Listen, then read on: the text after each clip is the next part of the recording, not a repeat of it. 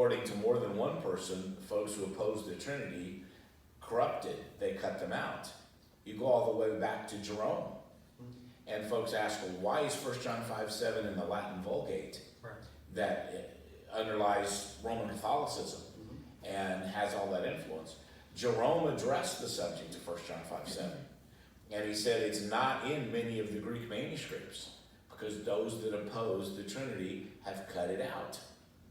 And he felt that was significant enough that it belonged in the Latin Bible. And the old Latin Bible routinely, not just Jerome's Vulgate, but other editions of the Latin Bible, the old Latin Bible, the Italia, routinely had 1 John 5:7. So the issue is not quite the way they make it sound. And you look at some of these folks, they say, well, it's in no Greek manuscripts, or it's in one Greek manuscript, or it's in 5 Greek manuscripts, or it's in 6 Greek manuscripts, or it's in 8 Greek manuscripts, which brings up the question, how many of them is it in? And some of the folks that talk about this, you'd think they looked at all 5,000 identified old Greek manuscripts themselves. John Gill, writing in the 1600s, listed 8 that it was in. And you had Francis Tertullian, whose works have just been translated in English in the last few years, said it was in all the reliable Greek manuscripts. And he was never wrote in English. He's far cry from being a Ruckmanite or anything of that nature. But he said, look, he said, and he addressed this more than once in his theology books. He said, this is there. It's in the vast majority of the Greek manuscripts. And people say, how could he say that? Now, my question is, how many Greek manuscripts have you actually seen? Yeah. I said, where did this come from? And where did this count come from? But if you would look back, say, at the least, it's in 8 of the old Greek manuscripts. Right. 20,000 old Latin manuscripts, which changes the discussion quite a bit. When you consider the Latin was much more widely used than the Greek over that period of time. It shows up in debates like the Council of Carthage, where the subject is debating the Trinity. And the pro-Trinitarian people quote it, and they refer to it. Right.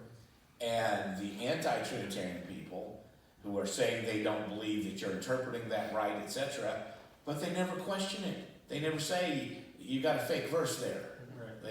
They never dispute it. And you have many of the old church writers like Cyprian and Irenaeus and Tertullian quoting it.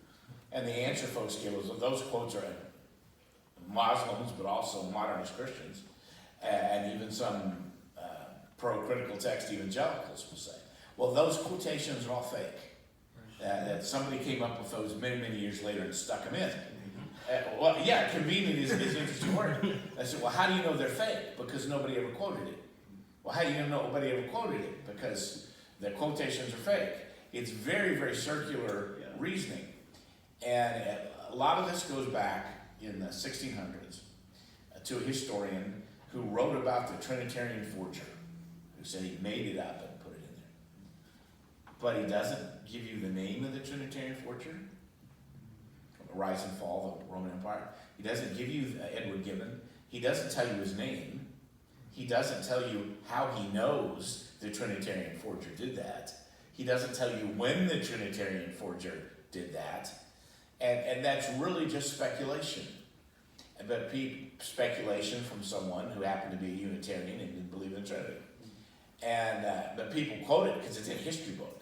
Right. You know, if it's in a history book, it has to be true.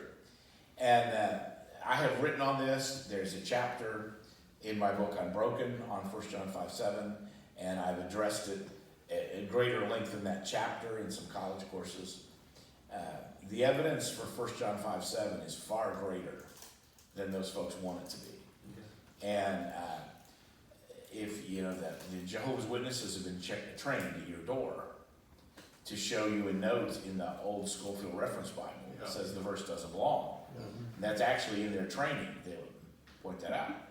But the old Schofield Reference Bible in its notes repeatedly refer to 2 manuscripts as being that which is authoritative. Okay, it's not in those 2, along with many, many other verses. Right. but what made them the authority? Exactly. And this was debated when Erasmus came up with received text. And Muslim folks I've talked to love to point out that what wasn't in the first edition of received text. When Erasmus is looking at this, he's saying the Greek scriptures are scattered all over. We've got to go through this and come up with authoritative Greek text. He was doing the same thing with the Latin. He had a Latin received text. And when his first edition, his Latin received text has 1 John 5:7. His Greek text doesn't have 1 John 5:7. And he got an immediate reaction from God's people. But they were adamant that 1 John 5:7 belonged in the Bible because they'd been using Latin Bibles, and all the Latin Bibles had it. Not just some or a number or a majority, all of them. And he finally, under that pressure, said, well, find it in one Greek manuscript. So somebody showed it to him in a Greek manuscript. And it is true, as Jerome said, that many of the old Greek manuscripts are missing. But Jerome explained why. That far back. He said because the people who opposed the Trinity cut it out.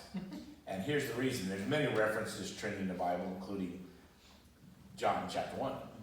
But you can find some other way to try and explain these. You know, it's not a very good explanation, but at least you can try and twist and turn. When you get to 1 John 5:7, there's no twist or turn you can put to it. You either have to take it out or believe in it.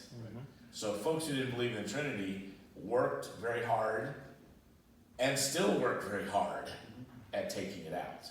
So if I can, there are two things that you said that I know a